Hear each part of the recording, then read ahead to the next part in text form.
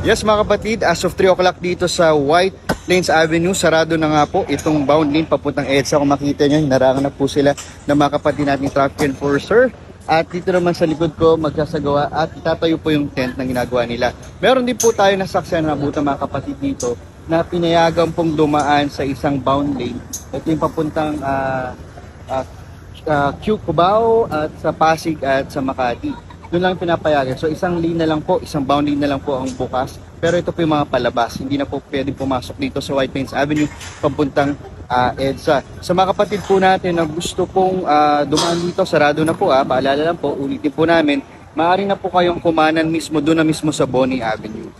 Makita nyo naman, meron pa rin po mga kapatid natin na ngayon nga lang po kasi nagkaroon ng pagsasara dito po sa White Plains Avenue. Kaya naman hindi naman pamati traffic enforcer na mag-assist po sa ating mga motorista.